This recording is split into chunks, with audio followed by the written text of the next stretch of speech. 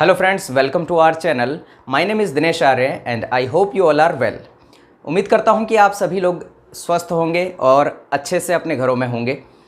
हमने ये बैच जो स्टार्ट किया है जिसमें हम पटवार और राजस्थान ग्रुप डी यानी कि हाई कोर्ट का जो ग्रुप डी है उसका जो इंग्लिश का सिलेबस है वो, और रीट और साथ ही साथ PTET यानी कि प्री टेस्ट जो होता है बीएड के लिए, उसकी पूरी इंग्लिश को हम कवर करने की यहाँ पर पूरी कोशिश करेंगे। ओके, तो हम पूरी इंग्लिश पढ़ेंगे उन सभी एग्ज़ाम्स की, और इंग्लिश एक बहुत बड़ा रोल पेश करती है इन सभी एग्ज़ाम्स में, क्योंकि अगर आप इंग्लिश को अच्छे से नहीं पढ़ेंगे तो आपकी जो मेरिट है और आपके जो मार्क्स है, जो आपकी कट ऑफ जाएगी, उस अकॉर्डिंग आपके मार्क्स बहुत ही कम रह जाएंगे। तो इसलिए आपके लिए इंग्लिश को पढ़ना बहुत ज़्यादा ज़रूरी है बेसिक से, ठीक है। और बेसिक से अगर चीज़ों को आप पढ़ते चले जाएंगे तो मुश्किल कभी आएगी ही नहीं, ठीक है। इसी के लिए मैं सबसे पहले आज का जो हमारा पार्ट फर्स्ट है वो सिर्फ़ और सिर्फ किस पर बेस होगा, इंग्लिश के बेसिक्स पर, कि इंग्लिश कैसे रन होती है, ठीक है। आइए चलते हैं सबसे पहले हम इंग्लिश वर्ड पर। अगर इस इंग्लिश वर्ड को जब आप देखते हैं तो आपके माइंड में आता है कि इंग्लिश एक सब्जेक्ट है, ठीक है। जब आप एग्ज़ाम का सिलेबस देखते हैं किसी भी, तो आपको 4 टाइप के जनरली आपको सब्जेक्ट देखने को मिलते हैं: मैथ्स, रीजनिंग, इंग्लिश और चौथा होता है आपका जीके। जनरली आपको ये 4 सब्जेक्ट देखने को मिलते हैं सभी एग्ज़ाम्स में, ठीक है। लेकिन आप क्या इंग्लिश को सब्जेक्ट मानकर चलते हैं या फिर लैंग्वेज मानकर चलते हैं, ठीक है। अगर आप इंग्लिश को सब्जेक्ट मानकर चलते हैं तो आप इंग्लिश को बेहतर तरीके से नहीं समझ पाएंगे। ये चीज़ पहली बात ध्यान रखिएगा। जब आप उस सिलेबस को अगर अच्छे से देखें तो वहाँ पर एक्चुअल में इंग्लिश सब्जेक्ट नहीं, वहाँ लिखा रहता है इंग्लिश लैंग्वेज। तो एग्ज़ामिनर आपसे इंग्लिश लैंग्वेज के बारे में क्वेश्चन करना चाहता है। एग्ज़ामिनर देखना चाहता है कि आपको इंग्लिश लैंग्वेज का कितना नॉलेज है, और नॉलेज वो 3 टाइप से आपको जज करता है। एक तो नॉलेज आपका जज किया जाता है कॉम्प्रीहेंशन, ठीक है। एक नॉलेज आपका कॉम्प्रीहेंशन यानी कि जिसमें आप पैसेज वगैरह, PQRS वगैरह होते हैं, ठीक है। और दूसरा आपका वोकैबुलरी सेक्शन होता है जिसमें आपकी वर्ड पावर देखी जाती है कि आपको शब्दों का ज्ञान कैसा है। और जो तीसरा सेक्शन होता है हमारा, वो सेक्शन है हमारा ग्रामर। तो ग्रामर का सेक्शन बहुत इम्पॉर्टेंट है। जब आप ग्रामर का सेक्शन समझ जाएंगे तो आपका ये सेक्शन अपने आप ही मजबूत हो जाएगा। और वोकैबुलरी मैं आपको यहाँ पर एक अलग तरह की मेथड से कराऊंगा।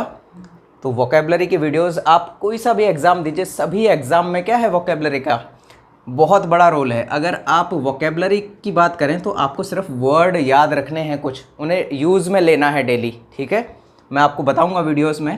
बाकी आज हम बात कर रहे हैं इंग्लिश के बेसिक्स पर, ठीक है। तो मेरे वीडियोस पर बने रहिएगा। और अगर आप चैनल पर पहली बार हैं तो सबसे पहले चैनल को सब्सक्राइब ज़रूर कर लें और बेल आइकन को प्रेस कर लें, ताकि आगे आने वाले जो वीडियोस हैं उनका नोटिफिकेशन आपको टाइम टू टाइम मिलता रहे, ठीक है। ये बात करते हैं इंग्लिश पर। तो इंग्लिश सब्जेक्ट नहीं है, इंग्लिश है क्या, एक लैंग्वेज है। यानी कि इंग्लिश एक क्या है, भाषा है, ठीक है। तो इंग्लिश एक भाषा है, जैसे हिंदी भी एक भाषा है, ठीक है। चाइनीज़ में मंडेरिन होती है, वो भी क्या है, एक भाषा है, ठीक है। यहाँ से जीके का क्वेश्चन भी हो गया कि दुनिया में सबसे ज़्यादा बोली जाने वाली भाषा कौन सी है, मंडारिन, चाइनीज़ भाषा है जिसे मंडारिन बोला जाता है, ठीक है।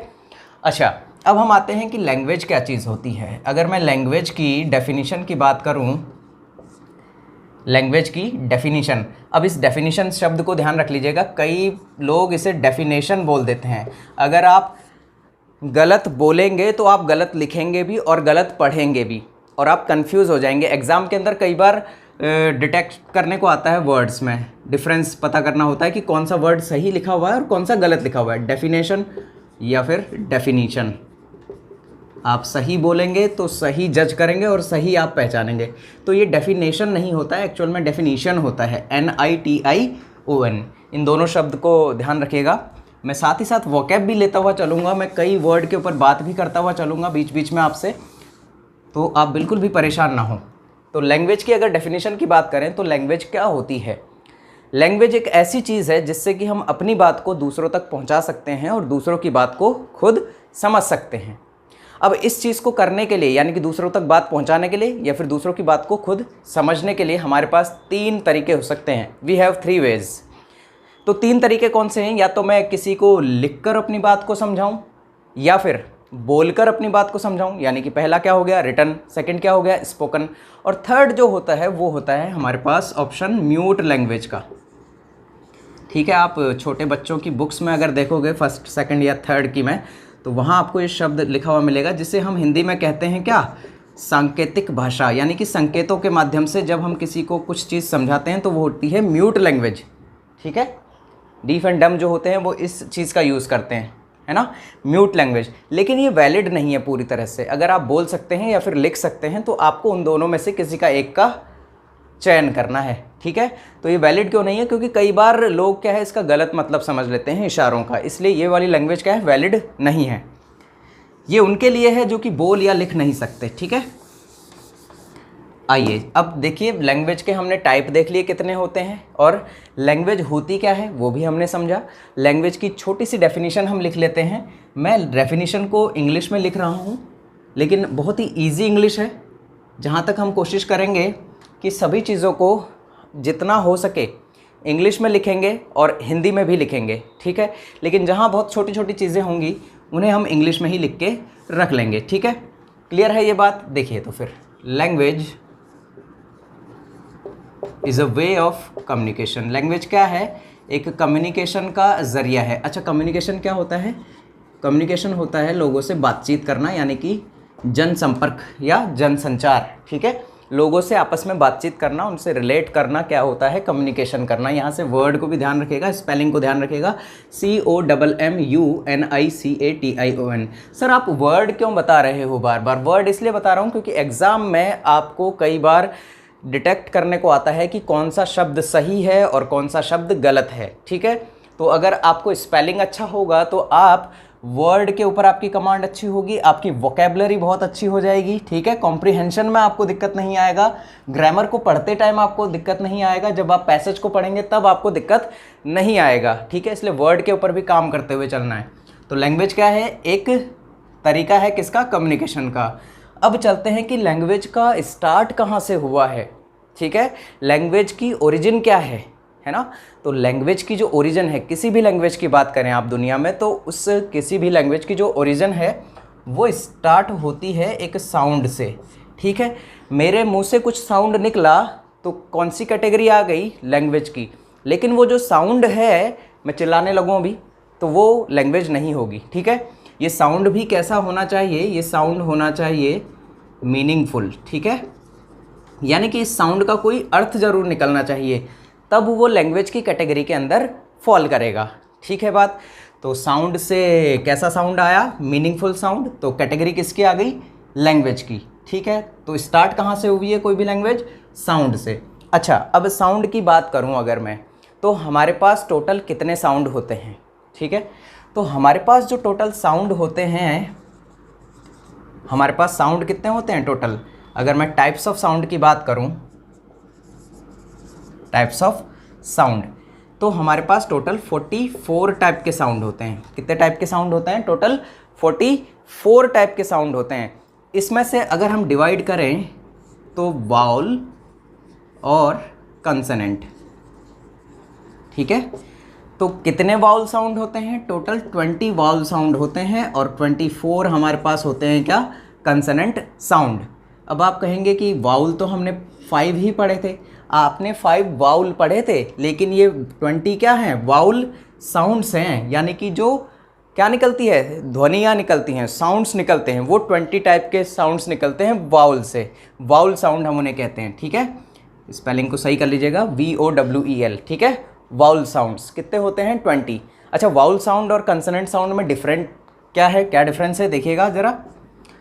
वाउल साउंड वो होते हैं जो हमारी वोकल कॉर्ड से निकलते हैं। अच्छा, वोकल कॉर्ड क्या होती है, वोकल कॉर्ड होती है जो आपका ये वाला जो पार्ट है, कौन सा, ये गले वाला। ठीक है, ये हमारा वोकल कॉर्ड कहलाती है।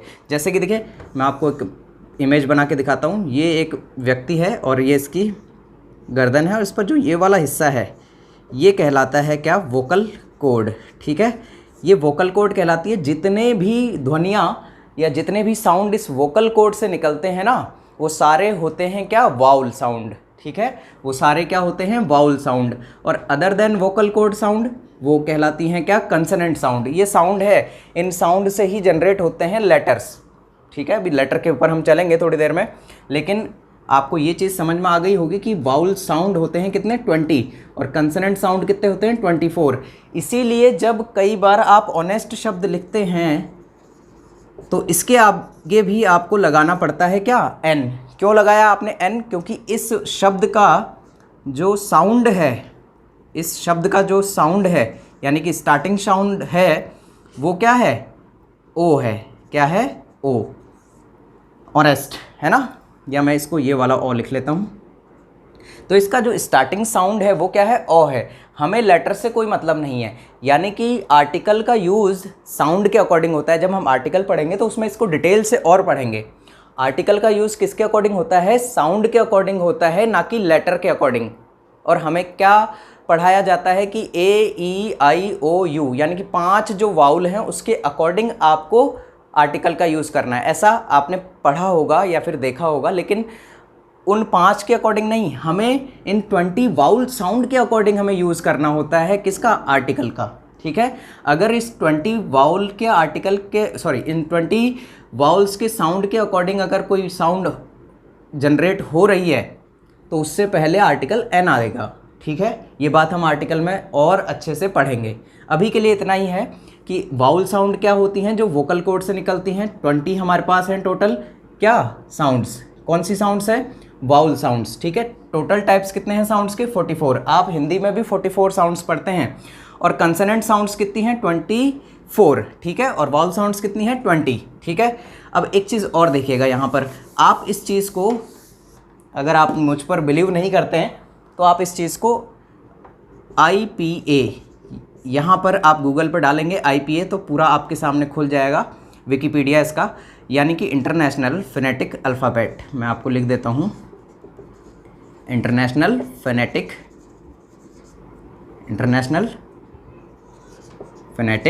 अल्फ़ाबेट। ठीक है, according to international phonetic alphabet हमारे पास टोटल 44 टाइप्स की साउंड है। अब आप कहेंगे कि ये इंटरनेशनल फोनेटिक अल्फ़ाबेट करता क्या है। IPA helps us to pronounce a sound correctly, यानी कि जो IPA है हमें किसी भी साउंड को प्रोनाउंस करने की क्या देता है, इजाज़त देता है, या हमें बताता है कि किसी भी साउंड को किस तरह से यूज़ करना है सही तरीके से, है ना। तो ये हमें कौन बताता है, IPA। इसका मतलब क्या है, इंटरनेशनल फोनेटिक अल्फ़ाबेट। इसके अकॉर्डिंग कितनी तरह की साउंड होती हैं, 44, और इसी से हम क्या बनाते हैं, लेटर। चलते हैं आगे, थोड़ा सा आपके पास 1-2 सेकंड का टाइम है, प्लीज़ इसे नोट डाउन कर लीजिए। ओके, अब मैं इसको इरेज कर रहा हूँ। ठीक है, उम्मीद करता हूँ आपने इन सभी चीज़ों को नोट डाउन कर लिया होगा। हमने साउंड के बारे में पढ़ा कि साउंड कितने टाइप के होते हैं। ठीक है, अब हम पढ़ेंगे इन साउंड से ही क्या, लेटर्स। ठीक है, और लेटर्स के लिए एक और शब्द क्या आता है आपके पास, अल्फ़ाबेट। ठीक, और लेटर्स क्या है, letters are the written formation of sounds. Letters क्या है, साउंड्स की रिटन फॉर्मेशन है। ठीक है, अब मैं कहूँ कि मेरे पास कोई साउंड आई थी और इस साउंड को हमने क्या करा, इन साउंड को हमने अलग अलग लैंग्वेजेस में किस तरह से सिंबल में बांट लिया, यानी कि कुछ प्रतीक चिन्हों में बांट लिया। ठीक है, अलग अलग हमने प्रतीक चिन्ह रख लिए। जैसे कि अगर मैं हिंदी की बात करूं तो हिंदी में हमने कै, ख, ग, इस तरह से हमने इनको बांटा, और ए, आ, ई, ये हमारे हिंदी में क्या हो गए, स्वर हो गए। ठीक है, और अगर हम इंग्लिश की बात करें तो ABCD इस तरह के 26 लेटर हमारे पास होते हैं इंग्लिश के अंदर।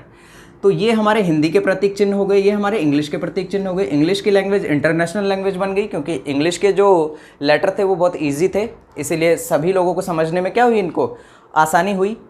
और इंग्लिश बहुत ही ईजी लैंग्वेज है, इस चीज़ को आप मानकर चलें। ठीक है, दुनिया की सबसे ईजी लैंग्वेजेस में से आती है इंग्लिश। ठीक है, तो साउंड से क्या निकले, कुछ सिंबल हमने बना लिए। साउंड जो आए थे उनसे हमने क्या बनाए, कुछ सिंबल क्रिएट किए, और वही सिंबल क्या कहलाए, हमारे लेटर्स कहलाए, यानी कि अक्षर कहलाए। ठीक है, अब देखिएगा कि किस तरह से हमारे पास लेटर्स होते हैं। ठीक है, तो लेटर्स टोटल कितने होते हैं हमारे पास, इंग्लिश की बात करें तो इंग्लिश के अंदर 26 लेटर्स हमारे पास होते हैं, ठीक है। और इन 26 लेटर्स को 2 पार्ट्स में हम डिवाइड करते हैं। अब जो वाउल है ये वाउल लेटर है, ये वाउल साउंड नहीं है, ये वाउल्स क्या है, लेटर। और ये कंसोनेंट क्या है, ये कंसोनेंट लेटर है, ना कि कंसोनेंट साउंड है, ठीक है। तो वाउल कितने होते हैं अब, 5, यानी कि 5 लेटर जो हैं वो किस चीज़ को दिखाते हैं, वाउल साउंड को दिखाते हैं। जैसे कौन कौन से हो गए, ए, ई, आई, ओ, यू। अब हम हमारी इंग्लिश की जर्नी पर पहुंच गए हैं जहां से आपने पढ़ना चालू किया होता है। अभी तक की जो बातें थी शायद आपने नहीं पढ़ी हों, लेकिन आप विकिपीडिया पर जाकर आराम से IPA डालकर चेक कर सकते हैं, इंटरनेशनल फोनेटिक अल्फ़ाबेट, उसके अकॉर्डिंग आपको सारी डिटेल मिल जाएगी, ठीक है। तो कंसोनेंट कितने होते हैं हमारे पास कंसोनेंट बच गए कितने, 21, ठीक है।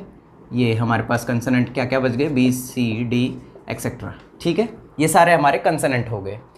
अब देखिए क्वेश्चन हर जगह से क्वेश्चन आता है, क्योंकि एग्ज़ाम का लेवल ऐसा हो चुका है कि आपके बेसिक से भी एग्ज़ाम में क्वेश्चन आ जाता है, ठीक है। अब बेसिक से कैसे क्वेश्चन आता है, मैं आपके सामने 3 क्वेश्चन बैक टू बैक रख रहा हूँ, 2 क्वेश्चन रख रहा हूँ अभी, फिर उसके बाद 3 पर चलेंगे। देखिए यहाँ से क्वेश्चन कैसा आता है, ये लेटर जो शब्द आप देख रहे हैं, इस लेटर का एक मतलब तो यहाँ पर क्या हो गया, अक्षर, ठीक है। क्या हो गया, अक्षर। एक लेटर का मतलब क्या होता है, पत्र। एक ज़माने में हम एक दूसरे को पत्र भेजा करते थे, आजकल तो व्हाट्सअप हो गया, इंस्टाग्राम हो गया, फेसबुक हो गया, है ना, इनसे हम एक दूसरे को मैसेज भेजते हैं। लेकिन एक ज़माने में पत्र का बहुत यूज़ होता था, यानी कि लेटर का बहुत यूज़ होता था। और एक लेटर आपको ये मिलेगा, LATTER, ध्यान रखिएगा, ये LETTER है, ये भी LETTER है, लेकिन ये क्या है, LATTER। इसको बहुत स्पेशल तरीके से ध्यान रखिएगा, बहुत important exam point of view से। 2 क्वेश्चन बैक टू बैक इनके ऊपर। पहला है, out of you and he the letter is a teacher, the letter is a teacher, okay. पहला क्वेश्चन ये हो गया। सेकंड हो गया हमारा, out of you and he the former is a doctor, ठीक है। अब ये 2 क्वेश्चन आप जरा ध्यान से देखिएगा। इस सेंटेंस के अंदर आउट ऑफ यू एंड ही, जबकि 2 सब्जेक्ट आपको दिख रहे हैं, लेकिन फिर भी हमारी वर्ब कैसी आई है, सिंगुलर, यानी कि इज आया है, ठीक है। अब सुनिए कहानी क्या हुई है सेकंड वाले सेंटेंस में। यहाँ पर भी 2 सब्जेक्ट आपको नज़र आ रहे हैं, लेकिन फिर भी हमारे उन सब्जेक्ट के साथ वर्ब कैसे आई है, सिंगुलर, इज़, ठीक है। जब हमारा सब्जेक्ट होगा प्लूरल, वर्ब आएगी प्लूरल। जब हमारा सब्जेक्ट होगा सिंगुलर, वर्ब आएगी सिंगुलर। सिंगुलर वर्ब वो वर्ब होती है जिसके अंदर एस छुपा हो, ठीक है। सिंगुलर वर्ब वो वर्ब होती है जिसके अंदर एस छुपा हो। ध्यान दीजिएगा आप, इज हो गया किसके साथ आता है, सिंगुलर के साथ। वॉज हो गया किसके साथ आता है, सिंगुलर के साथ।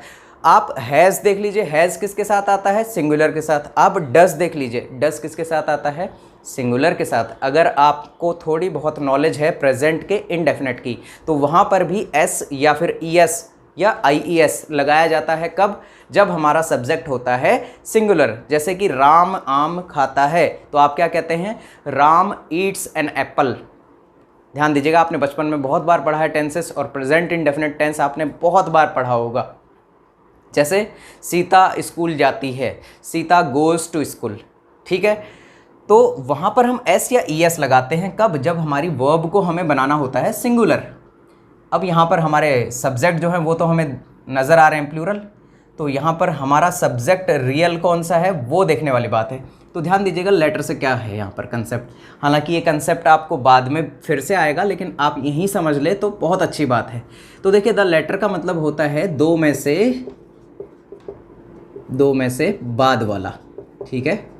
लेटर का मतलब क्या होता है, 2 में से बाद वाला, यानी कि 2 व्यक्तियों की बात हो रही है और 2 व्यक्तियों में से जो बाद वाला है उसके लिए हम क्या यूज़ करते हैं, लेटर, LATTER। और जब 2 व्यक्तियों की बात हो रही है और 2 में से किसी एक को चुनना है तो आर्टिकल दी लगाते हैं स्पेशल कैटेगरी में, जब भी कोई नाउन स्पेसिफाई होता है तो उससे पहले क्या लगाते हैं हम, आर्टिकल दी का यूज़ करते हैं। ये आपने आर्टिकल में पढ़ा होगा, और नहीं पढ़ा है तो हम पढ़ेंगे बाद में, ठीक है।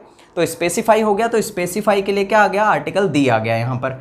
तो यहाँ क्या हुआ, द लेटर, तो लेटर का मतलब दो में से बाद वाला। अब इन दोनों में से देखिए बाद वाला कौन सा है, ही, यानी कि आउट ऑफ यू एंड ही, मतलब कि आप में से और उसमें से टीचर कौन है, बाद वाला। The latter is a teacher, तो latter is a teacher, the latter is a teacher, यानी कि बाद वाला टीचर है, यानी कि ही जो है ये टीचर है हमारा, यू टीचर नहीं है। तो ही के अकॉर्डिंग वो क्या आएगी, इज। क्लियर है बात।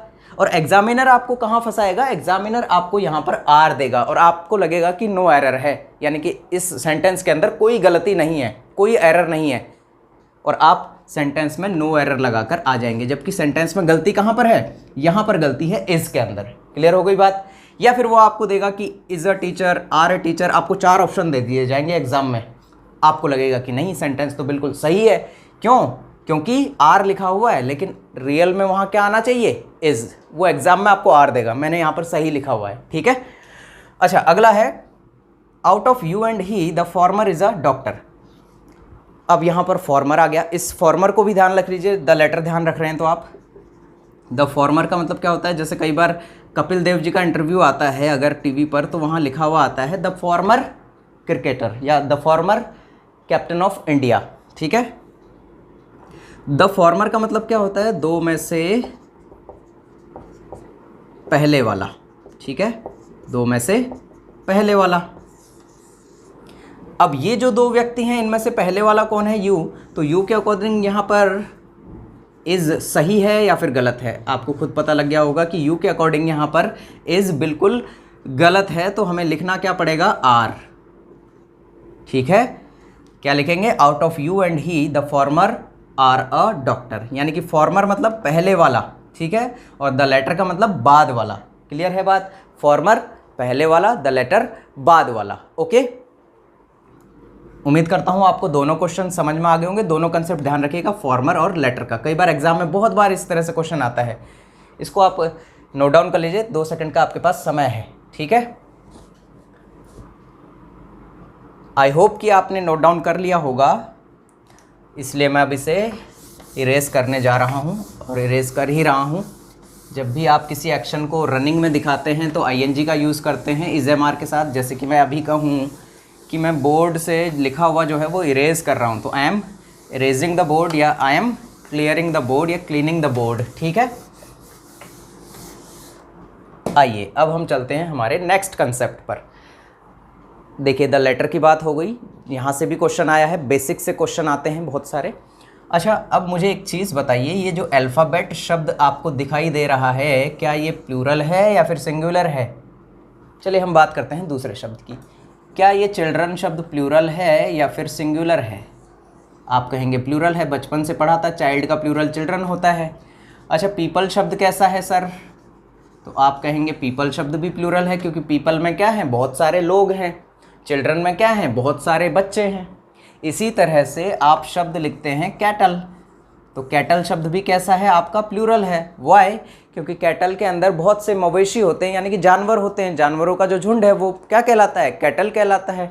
लोगों का जो झुंड है वो कहलाता है पीपल। बच्चों का जो ग्रुप है वो कहलाता है चिल्ड्रन, ठीक है। तो सर अल्फ़ाबेट क्या है, प्लूरल है या फिर सिंगुलर है? तो अल्फ़ाबेट भी अपने आप में क्या है, प्लूरल है, क्योंकि इसके अंदर 26 लेटर का एक ग्रुप होता है। और आप कहेंगे कि अल्फ़ाबेट नहीं, अल्फ़ाबेट्स होता है, तो ये बोलना क्या होता है, बिल्कुल गलत होता है, ठीक है। अल्फ़ाबेट का प्लूरल नहीं बनाया जाता है, ठीक है। अल्फ़ाबेट का प्लूरल नहीं बनाया जाता है। क्यों नहीं बनाया जाता है? क्योंकि जैसे ही इसका हम प्लूरल बना देते हैं तो इसका मीनिंग क्या हो जाता है, चेंज हो जाता है। If we make plural of word alphabet, then its meaning changes. Okay? It means languages in this case. यानी कि उस केस में उसका मीनिंग क्या होता है, languages, यानी कि भाषा। बनाना गलत नहीं होता है, लेकिन प्लूरल बनाते ही मीनिंग क्या हो जाएगा, languages। क्या हो जाएगा, languages, यानी कि भाषाएं। इसका मतलब सर आप ये कहना चाहते हो कि अल्फ़ाबेट्स जो शब्द है, इसका मतलब लैंग्वेजेस होता है, बिल्कुल यही मैं कहना चाहता हूँ। यानी कि इन दोनों का मतलब होता है भाषाएं। बिल्कुल, जब भी आप भाषाएं लैंग्वेजेस कहें तो आप एक और शब्द क्या बोल सकते हैं, अल्फ़ाबेट्स। ठीक है, चाहे आप अल्फ़ाबेट्स कहें चाहे आप लैंग्वेजेस कहें, बात क्या है, सेम है। अब इससे भी एग्जाम में क्वेश्चन आया हुआ है, देखिएगा 3 back to back question. She learned alphabet, इस शब्द को ध्यान रख लीजिएगा, she learned alphabet at the age of 6, at the age of 6। Second हमारा क्वेश्चन है, there are many alphabets, there are many alphabets in English grammar. Okay, और third है, she knows many alphabets. Okay, अब कहाँ पर alphabets का use सही है, कहाँ पर गलत है, ये देखेंगे अब हम। देखिए, she learned alphabets at the age of 6, कि उसने 6 साल की उम्र में क्या बहुत सारी भाषाएं सीख ली होंगी। 6 साल की उम्र तक तो बच्चा सही से बोल ही नहीं पाता है, तो भाषाएं सीखना तो बहुत मुश्किल है। ठीक है, तो यहाँ पर अल्फ़ाबेट्स बिल्कुल गलत होगा। क्या होगा, ये एग्ज़ाम में आया हुआ क्वेश्चन है, ध्यान रखिएगा, एसएससी में। ठीक है, और एग्ज़ाम का लेवल ऐसा हो रहा है हर एक एग्ज़ाम का कि कहीं से भी कुछ भी पूछ लिया जा सकता है आपसे, क्योंकि कंपटीशन बहुत ज़्यादा बढ़ रहा है। कट थ्रोट कंपटीशन है, एक इडियम ध्यान रखिएगा, कट थ्रोट। थ्रोट का मतलब होता है गला और कट का मतलब काटना। कट थ्रोट का मतलब होता है वेरी टफ कंपटीशन। क्या होता है, वेरी टफ कंपटीशन। ओके, यानी कि बहुत ज़्यादा या बहुत ज़बरदस्त तरह का कंपटीशन होता है, तो हम कहते हैं कट थ्रोट कंपटीशन। ठीक है, जैसा कि अभी जितने भी हमारे जो गवर्नमेंट एग्ज़ाम है, कॉम्पिटिटिव एग्ज़ाम है, वो सभी कैसे हो गए, कट थ्रोट, यानी कि बहुत ही टफ हो गया है कंपटीशन उन सभी में। ठीक है, आइए चलते हैं हमारे सेंटेंस के ऊपर, एग्जाम्पल के ऊपर। She learned alphabets at the age of 6। यहाँ पर जो अल्फ़ाबेट्स है, अभी हमने पढ़ा कि अल्फ़ाबेट्स का मतलब क्या होता है, भाषाएं। तो यहाँ भाषाओं की बात नहीं कर रहे हैं, यहाँ पर हम बात कर रहे हैं अल्फ़ाबेट की, यानी कि उसने 6 साल की उम्र में जो ABCD थी, यानी कि जो लेटर्स थे, उन्हें सीख लिया था। क्लियर है बात। तो 6 साल की उम्र में उसने क्या सीख लिया, लेटर्स को सीख लिया। तो यहाँ पर S लगाना क्या रहेगा, गलत। तो हम S को यहाँ से रिमूव करेंगे और क्या लिखेंगे, she learned alphabet at the age of 6। Clear हो गई बात। नेक्स्ट हमारा क्वेश्चन है, there are many alphabets in English grammar, कि इंग्लिश ग्रामर में बहुत सारी भाषाएं होती हैं, इंग्लिश तो खुद एक भाषा है। तो यहाँ पर अल्फ़ाबेट्स फिर से क्या हो जाएगा, गलत हो जाएगा, और हमें इस S को क्या करना पड़ेगा, रिमूव, और अल्फ़ाबेट यहाँ पर हमें लिखना पड़ेगा। There are many alphabet in English grammar, कि इंग्लिश ग्रामर में बहुत से क्या होते हैं, अल्फ़ाबेट होते हैं, बहुत से अक्षर होते हैं। 26 अक्षर है, कम थोड़ी हैं, बहुत हैं। ठीक है, तो इस तरह से सेकंड एग्जाम्पल हो गया। थर्ड देखिएगा, शी नोज मैनी अल्फ़ाबेट्स, क्या ये अल्फ़ाबेट्स सही है कि वो बहुत सी भाषाएं जानती है। अब इसका हिंदी मीनिंग क्या हो रहा है इस वाले सेंटेंस का, अभी थोड़ी देर पहले मैंने आपको SP बताया था कि हमारा अगर सब्जेक्ट सिंगुलर तो वर्ब भी सिंगुलर। ओके, और मैंने आपको कहा था कि प्रेजेंट इंडेफिनिट में SES या IES का यूज़ हम करते हैं, तो S का यूज़ यहाँ पर किया गया है कि वो बहुत सी भाषाएं जानती है।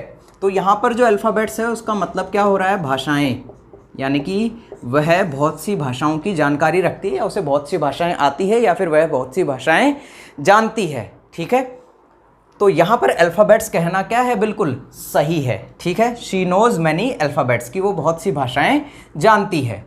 तो इस तरह से हमने देखा कि अल्फ़ाबेट्स से भी क्वेश्चन आ जाता है। अल्फ़ाबेट्स का अगर सिनोनिम आपसे पूछा जाए तो क्या होगा, लैंग्वेजेस, यानी कि भाषाएं। अगर आपसे कोई कहे कि अल्फ़ाबेट शब्द प्लूरल है या सिंगुलर है, तो आप कहेंगे अल्फ़ाबेट शब्द अपने आप में क्या है, प्लूरल है। उसका मतलब क्या होता है, क्योंकि वो 26 लेटर को क्या रखता है, अपने साथ रखता है। जिस तरह से कैटल है, कैटल अपने आप में क्या है, प्लूरल शब्द है। जिस तरह पीपल शब्द अपने आप में प्लूरल शब्द है, उसी तरह से अल्फ़ाबेट शब्द भी अपने आप में प्लूरल है। बात आपको क्लियर हो गई होगी उम्मीद करता हूँ। एक बार आप नोट डाउन कर लीजिए, 2 से 3 सेकंड का टाइम है, फिर मैं इसे इरेज करूंगा। Take your time please.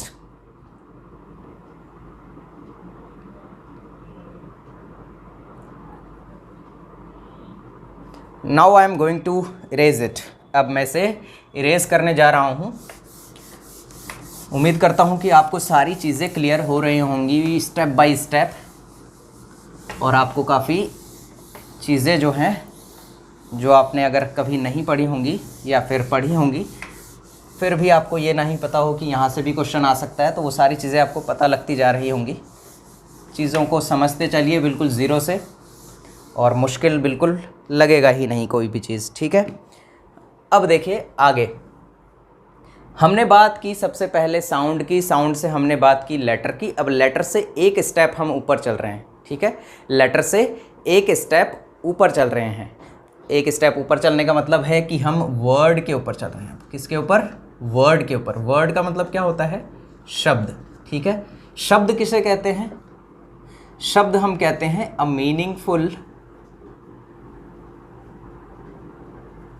Meaningful unit या फिर ग्रुप ऑफ लेटर्स, यानी कि अक्षरों का अर्थपूर्ण ग्रुप या समूह है। क्या कहलाता है? शब्द कहलाता है। जब भी आप दो या दो से ज़्यादा लेटर्स को आपस में जोड़ देंगे, जब भी आप दो या दो से ज़्यादा लेटर्स को आपस में जोड़ देंगे तो वो बन जाएगा हमारे लिए एक शब्द, लेकिन उसका कोई अर्थ ज़रूर होना चाहिए, तब वो कहलाएगा शब्द या फिर वर्ड, नहीं तो वो वर्ड नहीं कहलाएगा। जैसे मैं लिख दूँ यहाँ पर CAT कैट, तो कैट क्या है? एक शब्द है, क्योंकि कैट का मतलब होता है बिल्ली, लेकिन मैं इसके अक्षरों को थोड़ा सा ऐसे कर दूँ TCA, क्या ये शब्द होगा? नहीं होगा। क्यों? क्योंकि इसका कोई मीनिंग नहीं निकलता है, तो ये वर्ड नहीं कहला सकता, लेकिन ये वर्ड कहलाएगा कैट, ठीक है। तो कैट क्या है? अपने आप में एक वर्ड है, एक शब्द है, जबकि TCA कोई शब्द नहीं है, यानी कि मीनिंग भी होना ज़रूरी है। जैसे GO गो होता है, तो ये एक वर्ड है, लेकिन OG कोई वर्ड नहीं होता, इसका कोई मीनिंग नहीं होता, इसलिए ये वर्ड की कैटेगरी में नहीं आता है। क्लियर हो गई ये बात? Okay, next. अब देखिए वर्ड की बात हमने कर ली। अब वर्ड से थोड़ा सा एक स्टेप आगे अगर आप जाओगे तो दुनिया में बहुत सारे वर्ड हैं। दुनिया में क्या है? बहुत सारे वर्ड हैं। उन वर्ड्स का क्लासिफिकेशन, यानी कि उस वर्ड का, सभी शब्दों का हमने क्या किया? वर्गीकरण, अलग अलग वर्ग में बांट दिया। जैसे साइंस में आप पढ़ते हो ना, बायोलॉजी अलग और जूलॉजी अलग, केमिस्ट्री अलग, फिजिक्स अलग, इसी तरह से यहाँ शब्दों के साथ भी हमने क्या किया? सभी शब्दों को अलग अलग कैटेगरी में बांट लिया, ठीक है। दुनिया में बहुत सारे शब्द हैं, हर एक चीज़ के लिए शब्द दिया है हमने। तो इन शब्दों का जो क्लासिफिकेशन है, इन शब्दों को जो अलग अलग हिस्सों में बांटना है, यही क्या कहलाता है? यही कहलाता है क्या? Parts of speech. और पार्ट्स ऑफ स्पीच पूरी इंग्लिश की जान है, ध्यान रखिएगा, ठीक है। टेंसेस जान नहीं है। जान क्या है? पार्ट्स ऑफ स्पीच, क्योंकि पार्ट्स ऑफ स्पीच से ही टेंसेस बनते हैं। अगर पार्ट्स ऑफ स्पीच नहीं होगा तो कोई भी चीज़ नहीं बन पाएगी।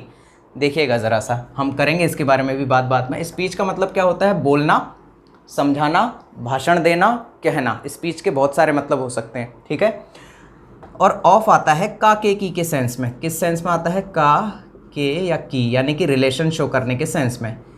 बोलने के पार्ट्स, यानी बोलने के हिस्से, अपनी बात को समझाने के टुकड़े, जिससे कि आप अपनी बात को समझा सकते हैं, उसके टुकड़े हैं ये। उन टुकड़ों को जोड़कर आप क्या कर सकते हैं? अपनी बात को समझा सकते हैं, यानी कि एक सेंटेंस बना सकते हैं। सेंटेंस की बात में आएगी। अभी हम वर्ड्स के ऊपर चल रहे हैं, सिर्फ शब्द देख रहे हैं, अभी हमारी बात पूरी नहीं हुई है, ठीक है। तो ये हो गए हमारे पार्ट्स ऑफ स्पीच। अब पार्ट्स ऑफ स्पीच टोटल होते कितने हैं? अगर हम पार्ट्स ऑफ स्पीच की बात करें तो टोटल हमारे पास 8 टाइप के पार्ट्स ऑफ स्पीच हैं, जिसमें से पहला क्या है हमारा? नाउन, यानी कि संज्ञा। पहला क्या है हमारा? नाउन, यानी कि संज्ञा, ठीक है। अच्छा, नाउन को क्या कहते हैं हम? Naming word. क्या कहते हैं? Naming word.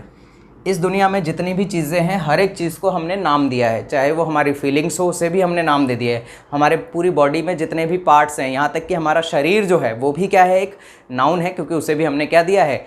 नाम दिया है। जैसे मैं कहूँ कि राम इज़ अ बॉय, तो यहाँ पर कितने नाउन आपको नज़र आ रहे हैं? राम भी एक नाम है और बॉय भी क्या है? एक नाम है। तो ये दोनों क्या हो गए? हमारे नाउन हो गए, ठीक है। अब मैं कहूँ कि honesty is the best policy. Honesty क्या है? बेस्ट पॉलिसी है, सर्वोत्तम नीति है। तो ऑनेस्टी भी क्या हो गया? हमारा नाउन हो गया। और पॉलिसी भी क्या हो गया? हमारा नाउन हो गया।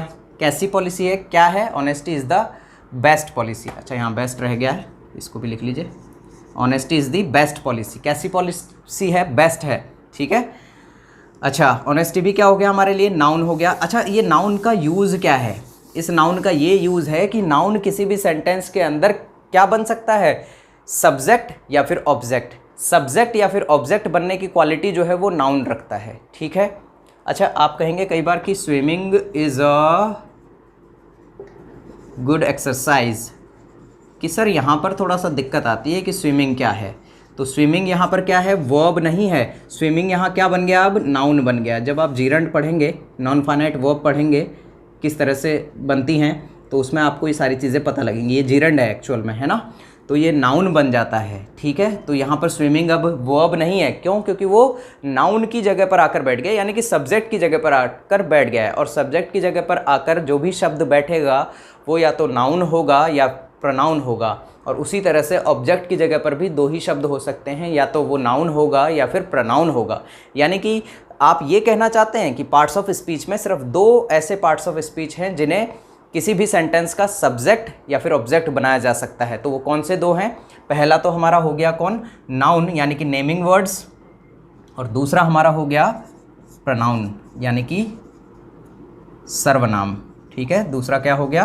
प्रोनाउन यानी कि सर्वनाम, जिसे हम हिंदी में क्या कहते हैं? सर्वनाम।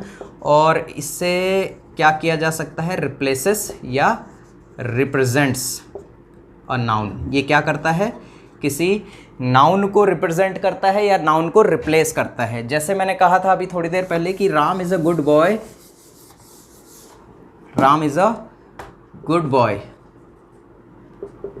Ram is a good boy and Ram is very intelligent. और दूसरा मैं इसी को आगे कहूँ कि Ram is very intelligent. Actual में नाउन जो है उसके रिपीटेशन को ख़त्म करने के लिए प्रोनाउन आया, ठीक है, कि बार बार हमें नाउन का यूज़ ना करना पड़े। तो उस नाउन के यूज़ को ख़त्म करने के लिए कौन आया था? प्रोनाउन। तो यहाँ पर हम ही का यूज़ ले सकते हैं। Ram is a good boy, he is very intelligent. जब आप एक पैराग्राफ लिख रहे होते हैं किसी व्यक्ति के बारे में, तो हमें सबसे पहले क्या उसका नाम बताया जाता है। उसके बाद अगर वो महिला है तो शी का यूज़ ले लेते हैं, और अगर वो जानवर है या नॉन लिविंग है तो इट का यूज़ ले लेते हैं। अगर वो पुरुष है तो ही का यूज़ ले लेते हैं। अगर प्लूरल के सेंस में बात आ रही है, बहुवचन के सेंस में बात आ रही है, तो दे का यूज़ ले लेते हैं। इसका मतलब आप ये कहना चाह रहे हैं कि जो प्रोनाउन शब्द हैं वो किसको हटाकर उसकी जगह पर आ सकते हैं? नाउन को। क्लियर है बात? तो प्रोनाउन कैसा शब्द होता है? प्रोनाउन एक ऐसा शब्द है जो कि नाउन के बार बार रिपीटेशन को क्या करता है? ख़त्म करता है, ठीक है बात। तो बार बार नाउन का यूज़ ना करना पड़े तो उसके लिए कौन सा शब्द आता है? प्रोनाउन। यानी कि ही क्या है? अपने आप में एक प्रोनाउन है। क्लियर हो गई यहाँ तक की बातें? ये ऊपर वाला मैं आपको इरेज कर देता हूँ ताकि सारी चीज़ें लिखने में जो है आसानी रहें। और ध्यान रखिएगा ये पार्ट्स ऑफ स्पीच क्या है? अपने आप में वर्ड्स हैं, ठीक है, ओके। अच्छा अब देखिए बात तीसरा शब्द हमारे पास होता है एडजेक्टिव, जिसको कि हम कहते हैं हिंदी में विशेषण, ठीक है। और विशेषण का काम क्या होता है? क्वालिफाई करना। Qualifies a noun. अगर इसने नाउन को क्वालिफाई कर दिया तो अपने आप ही इसने प्रोनाउन को भी क्वालिफाई कर दिया, ठीक है। नाउन और प्रोनाउन को क्वालिफाई करने वाला शब्द क्या कहलाता है? एडजेक्टिव, ठीक है। जैसे देखिए शी इज़ वेरी, मैं नेम लिख लेता हूँ एक बार पहले। जैसे Sita is very beautiful, Sita is very beautiful. ये जो ब्यूटीफुल शब्द है ये किसकी क्वालिटी को बता रहा है? ये सीता की क्वालिटी को बता रहा है। यानी कि जो ये ब्यूटीफुल शब्द है ये अपने आप में क्या हो गया? क्वालिटी को बताने वाला शब्द। और क्वालिटी किनकी बताई जाएगी? या तो किसी नाउन की या फिर किसी प्रोनाउन की, ठीक है। तो नाउन या प्रोनाउन की क्वालिटी को जो शब्द बताएगा वो शब्द क्या कहलाएगा? ध्यान दीजिएगा, वो शब्द क्या कहलाएगा? एडजेक्टिव। ओके, वेरी गुड, है ना। तो नाउन या प्रोनाउन की क्वालिटी को बताने वाला शब्द क्या कहलाता है? एडजेक्टिव कहलाता है, ठीक है। ये तीसरी बात हो गई हमारी। अब चौथी बात पर चल रहे हैं और इसी एग्जाम्पल के अंदर हम देखेंगे। देखिए चौथी बात हमारी है, अच्छा चौथी बात मैं आपसे पहले वर्ब की कर लेता हूँ। वर्ब क्या होता है? वर्ब को हिंदी में कहते हैं क्रिया, ठीक है। और ये हमें बताता है या तो किसी एक्शन के बारे में, और एक्शन की जब आप बात करते हैं तो 5 टाइप के आपके पास मुख्य क्रियाएं हो सकती हैं, है ना। 5 टाइप की कैसे, first form, second form, third form, और वर्ब के साथ एस ई एस या ई आई ई एस, या फिर वर्ब की फर्स्ट फॉर्म में आई एन जी। इस तरह से 5 पैटर्न आपके पास वर्ब के आते हैं, मेन वर्ब के, ठीक है। और उसके अलावा ये वर्ब जो है किसी स्टेट को भी बता सकता है, यानी कि किसी की अवस्था को भी बता सकता है। कैसे अवस्था को, कैसे, ये जो है चीज़ ये क्या है, उसकी अवस्था ही ये, इसकी स्टेट है कि शी इज़ वेरी ब्यूटीफुल, कि वो क्या है, बहुत ब्यूटीफुल है। ये वर्ब से ही बता रहा है कि नहीं बता रहा है। यहाँ पर क्या है, ये इज़ क्या काम कर रहा है, स्टेट को बताने का, यानी कि उसकी अवस्था को बताने का। अगर आपको इसके ऊपर कंप्लीट वीडियो चाहिए तो आप बी वर्ब को अच्छे से देख सकते हैं, ठीक है। ये स्टेट को बता रहा है। ये कई बार पोजीशन को भी शो करता है। वर्ब कैसी वर्ब, पोजीशन, यानी कि पॉजेसिव वर्ब। जैसे I have a car, I have a car वैसे है नहीं, लेकिन एग्जाम्पल ले लिया है। आई हैव अ कार, कि मेरे पास एक कार है। यहाँ पर हैव क्या है, हेल्पिंग वर्ब नहीं है, यहाँ पर हैव है मेन वर्ब। यानी कि हैव का यूज़ क्यों किया गया है यहाँ पर, पोजीशन को शो करने के लिए। जब भी आप पोजीशन शो करते हैं, यानी कि अधिकार दिखाते हैं किसी चीज़ पर, तो आप हैज़ या फिर हैव के साथ यूज़ करते हैं। I have a car, she has a bike, उसके पास एक बाइक है, लड़की है लेकिन बाइक है, हो सकती है, तो शी हैज़ अ बाइक, यानी कि उसके पास एक बाइक है। यहाँ पर भी हैज़ क्या शो कर रहा है, पोजीशन, यानी कि अधिकार को। अगर आप कहें कि I am going to market, I am going to market, आप ये कहें और इसके अंदर ये जो गोइंग शब्द है ये हमारा क्या हो गया, एक्शन वर्ड, यानी कि ये हमारा मेन वर्ब हो गया, ठीक है। बातें आपको समझ में आ रही होंगी, उम्मीद करता हूँ सारी चीज़ें क्लियर हो रही होंगी लाइन टू लाइन, ठीक है। अब हम चलते हैं आगे। 5th नंबर का जो हमारा पार्ट्स ऑफ स्पीच है वो है हमारा एडवर्ब। क्या है, एडवर्ब। अगर आप इसको थोड़ा अच्छे से देखेंगे तो इसमें 2 शब्द हैं, एड और वर्ब, यानी कि एडजेक्टिव से तो ले लिया हमने क्या, एड, और वर्ब को डायरेक्ट ही ले लिया, ठीक है। यानी कि इसको हिंदी में भी देखिए, क्रिया, इस वर्ब का मतलब क्या हो गया, क्रिया, और ऐड से, एडजेक्टिव से हमने ऐड लिया था, तो इसीलिए इसको हिंदी में क्या कहते हैं, क्रिया विशेषण, ठीक है। ये भी आप हिंदी बिल्कुल अच्छे से ध्यान रहेगी आपको। अब क्रिया विशेषण यानी कि ऐसा शब्द जो किसको क्वालिफाई करे, क्वालिफाइज अ वर्ब, यानी कि क्वालिफाई कर सकता है ये किसको, वर्ब को या फिर एडजेक्टिव को, ठीक है। ऐसा शब्द जो कि एडजेक्टिव या फिर वर्ब को क्या करता हो, क्वालिफाई करता हो। जैसे शी वॉक्स स्लोली, कि वो कैसे चलती है, धीरे धीरे, ठीक है। शी वॉक्स स्लोली, ये जो वॉक्स है ये हमारा यहाँ पर क्या है, वर्ब है। क्या है, वर्ब, यानी कौन सा वर्ब है, मेन वर्ब है। इस मेन वर्ब की क्वालिटी को कौन बता रहा है, स्लोली, यानी कि वो चलती तो है पर कैसे चलती है, स्लोली। यानी कि आप ये कहना चाहते हैं कि एडवर्ब जो है हाउ का सेंस देता है। बिल्कुल मैं यही कहना चाहता हूँ कि एडवर्ब किसका सेंस देता है, हाउ का। कई बार एडवर्ब जो है प्लेस के लिए भी आता है जहाँ पर वेयर का आंसर दे, ठीक है। ये बातें हम पढ़ेंगे, एडवर्ब को जब पूरा कंप्लीट पढ़ेंगे उसके अंदर हम ये सारी चीज़ें पढ़ेंगे, लेकिन अभी के लिए इतना है कि एडवर्ब किसकी क्वालिटी को बता सकता है, वर्ब की या फिर एडजेक्टिव की। क्लियर है बात नहीं, चलिए आगे चलते हैं। अब हम हमारी बात को आगे लेकर चलते हैं। अगला जो हमारा 6th नंबर का पार्ट्स ऑफ स्पीच है वो है हमारा प्रेपोजिशन। बहुत ही ज़्यादा इम्पोर्टेंट, इंग्लिश की सबसे मेन चीज़ है, ये ध्यान रखिएगा। तो प्रेपोजिशन को हिंदी में तो वैसे कारक कहते हैं, और प्रॉपर हिंदी आप देख लीजिएगा, बाकी कारक ही कहते हैं। कारक चिन्ह होते हैं, ये भी चिन्ह है। तो ये क्या करते हैं, पहली बात तो ये रिलेटिंग वर्ड होते हैं। ये यानी कि किसी भी सेंटेंस में एक पार्ट्स ऑफ स्पीच को दूसरे पार्ट्स ऑफ स्पीच से रिलेट करते हैं, ठीक है। उन्हें हम क्या कहते हैं, रिलेटिंग वर्ड्स कहते हैं, यानी कि प्रेपोजिशन कहते हैं। जैसे माई फादर, एक सेंटेंस में आपके सामने लिख रहा हूँ, माई फादर इज़ बैंक। अब अगर आप इसका हिंदी देखेंगे तो बहुत ही ख़तरनाक हो जाएगा कि मेरे पिताजी क्या हैं, बैंक हैं। तो ऐसा तो संभव है नहीं, ऐसा पॉसिबल है नहीं। तो अगर मैं यहाँ पर इन लगा दूँ, अब पढ़िए, my father is in bank, यानी कि मेरे पिताजी बैंक में हैं। अब बिल्कुल सही हो गया काम। तो ये जो इन है ये क्या है, प्रेपोजिशन है, ठीक है। ये इन ही क्या है हमारा प्रेपोजिशन है। जिस तरह से हिंदी के अंदर हमें कारक चिन्हों की ज़रूरत पड़ी, इसी तरह से इंग्लिश के अंदर भी हमें कुछ कारक चिन्हों की ज़रूरत पड़ी, तो उसी को हमने क्या कह दिया, प्रेपोजिशन।